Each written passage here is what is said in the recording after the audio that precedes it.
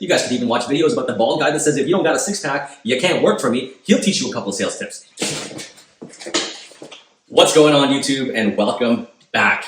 I know I've been gone for like 3 to 4 weeks, but I promise you, this video, guys, I hold it so near and dear to my heart because it is something that I see as an epidemic going on in the automotive industry. So if you're part of the automotive industry, stay till the very end because I'm going to give you the cheat sheet to successfully ensure that by the end of your deal, you guys can roll the car and your customer's not going, well, I don't know what's going on, which is probably what's happening in the majority of the dealerships across North America. With that being said, let's dive right into it. So what is this dealership secret that I hold near and dear to my heart? Well, it's the art of structuring a deal.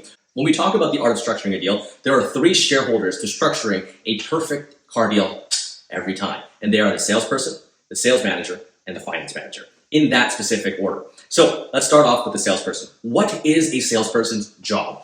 For most salespeople that are inexperienced, their answer is going to be, well, to sell the vehicle. Duh, that's your whole job. You're selling the vehicle. But what is your true job? What makes a successful salesperson successful versus a novice salesperson novice? Because I've seen salespeople that have been in the industry for 1 year sell way more cars than someone who's been in the industry for 20 years.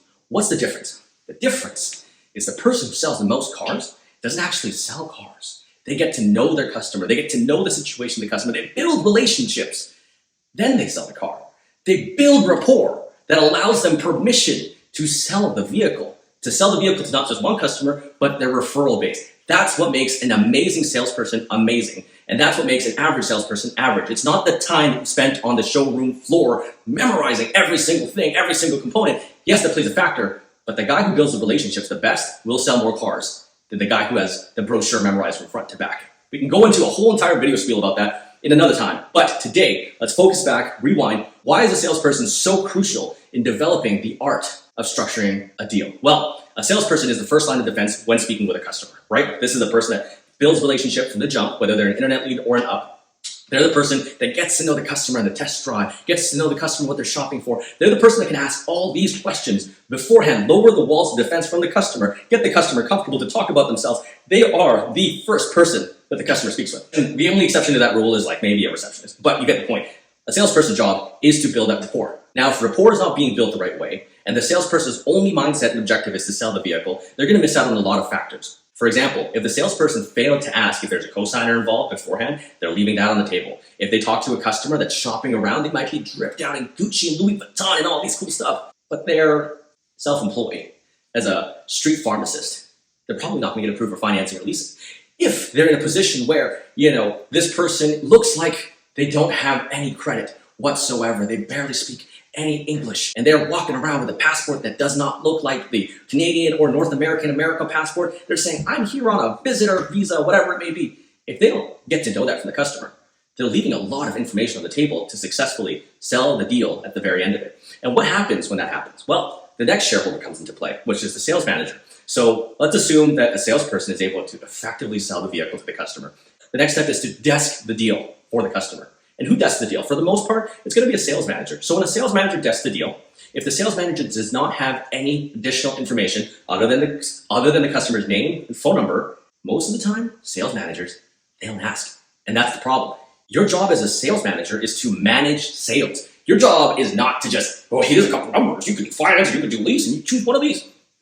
That's not what you do. You're supposed to manage the sales process. So when a salesperson comes to you as a sales manager and says, this person's ready to buy a car, I need to serve up numbers. The first question should be, perfect, what's the customer's name? Blah, blah, blah. Put it into the CRM if it's not already there. What does this customer do for a living? Do they have a wife, husband, kids? How many dealerships have they been into before coming to our dealership? What are they paying right now for their current vehicle? Do you know what type of interest rate they have? Do you know who they're financed with? So many questions that a sales manager should be, in theory, asking salespeople. And salespeople should know the answers in turn. But most of the time, this doesn't happen. So I'm giving you guys a bit of a key here without giving it to you directly. Sales managers, your job is to ask your salespeople questions that they should already know the answer to. If they don't know the answer to that question, they are failing as salespeople because they're not building rapport the right way. Remember, if they're just asking the customer, hey, how was your weekend? If you like fishing, I like fishing too. Sales managers, your salespeople are not there to make friends with people. One quick disclaimer that I'll have for you guys is the best way to build rapport with someone is to help them accomplish what they set out to do that day. So what is the customer looking to do that day? I'm pretty sure they're not waking up that day going, I really want this guy, John, to be my friend. I want them to know everything about me, about my fishing trips and all that. No, they're there at the dealership to be sold a vehicle, so sell them a car. If your salespeople are not asking appropriate questions to get them to a position to buy a car, they're not doing their job properly, and it's your job to be able to educate them on how to sell. Again, I can go into gigantic tangents about this. You guys can even watch videos about the bald guy that says, if you don't got a six-pack, you can't work for me. He'll teach you a couple of sales tips. If not him, watch some of my old stuff. Back to the art of making a deal happen. Okay, so we're now salesperson, approaches sales manager, goes to the desk, sales manager looks at the deal, asks the salesperson all these questions that have to do with the deal. That way the sales manager can appropriately go, okay, by the sounds of it, this guy, he might be new to Canada, he might be new to California, he might be new to Washington, he might be new to New York. Let's desk him at our newcomer's rate that the business office told me that we should desk him at. Let's desk him at 12.99%. And I know people in the car industry, they're like, whoa, 12.99, that's so high. Slow down, Buster. 12.99 is probably one of the promotional rates. I don't know what it necessarily is. I'm not going to tell you guys what it is, right? It's not my place to say. But let's just say 12.99, right? At least when the salesperson goes with the sales manager to present the numbers to the customer, they can say, Mr. Customer, because of your situation, this is how we're going to present it right now. And again, Mr. Customer, if we're able to get an approval on a lower interest rate, by all means, that's what we're going to do. But the reason we do this is because of your situation, that you're new to Canada, you're new to the US, you have 2 months in the job, yada, yada, yada, yada, and they justify and set expectations right away at the proper level. Now, this customer can either say yes or no. And if they say yes, great, you now have permission to send them to the business office. If they say no, because the interest rate is too high, you can always pivot and say, Mr. Customer, no problem. I can show you what payments look like at 3.99%, but I'm telling you right now, because of your current situation, I believe it's best that we have you at this interest rate. How hard is that? Most people can't get this wrapped in their head. I'm going to lose the customer if I don't do it. You won't lose the customer. If you're an amazing salesperson, a sales manager, you can always pivot as long as you started off by setting the expectation correctly. Now, let's say you set expectations correctly. What's the next step? Well, we go to the third shareholder, which is the finance manager. This is by far the most crucial part of painting the art of making the perfect deal. I know I've used different terms. I'm kind of tired, so you guys get the point. So the third person, third shareholder, finance manager. Why are they important? Well, number one, they're going to help you set up all the back-end profit that you guys do. Number two, they're the ones that set up the approval for the customer. So why is this important? Well, if you set your customer up for success and you started them at 12.99%, they have that expectation of 12.99. If your finance manager gets them approved at 8.99%, it's going to be a win for them. Let's say, for example, if your customer is set up at 4.99% and they have to go up to 12.99%, your finance manager now has an additional step in their process where they have to convince the customer, hey, I know we said 4.99, but because of this, like expectations are way out of line. Now your customer gets upset. Now they walk out the door. Now they go to the competing dealership next door and buy a car that sets the proper expectations up the right way. Go on a complete tangent because of that. But going back to it, your finance manager will sell them the warranties, will sell them the back-end products, will get the approval, will sign the customer, and everyone will be happy. That is their job to make the deal perfect. Let's say, for example, the customer does have bad credit and the expectations were set the right way, okay? What does this look like? Well, it looks like now at this point in time, the finance manager can pull a credit bureau and say, hey, we're going to need pay stubs, we're going to need a cosigner, we're going to need this much money down. The expectations are already set, so the customer already knows I'm going to need this beforehand, and it's probably going to be needed for me to succeed in getting a car. That way the customer can get it. A great finance manager will pull the bureau, go over that with the customer, let them know what they need, and then get the customer to give them the information while they're there. The second the customer walks out the door and now you're waiting for the customer to get all that information for you, they have so much variability to go to another dealership and double check if you actually knew what you were doing to begin with, which most of the time happens because customers love to shop your approval, right? Does nobody any good. You lose the deal potentially and the customer wastes more time, especially if you're doing the right thing. But if you set the expectations right, you go over the deal with the customer, you go over the bureau with the customer, and you let them know this is what I'm going to need most of the time because your team has set expectations properly. Now, this is where it gets even more beautiful in the deal. Let's say, for example, you have a cash buyer. Your salesperson couldn't convince the customer to go on a lease. Your sales manager couldn't convince them to go on a lease. They go into the business office, the bureau gets pulled, and the finance manager sees all these things on the bureau. They can talk about those things on the bureau and say, Mr. Customer, I understand you want to pay $40,000 for this vehicle, but listen, your credit score right now, you're sitting at about a 680, 620, whatever it may be.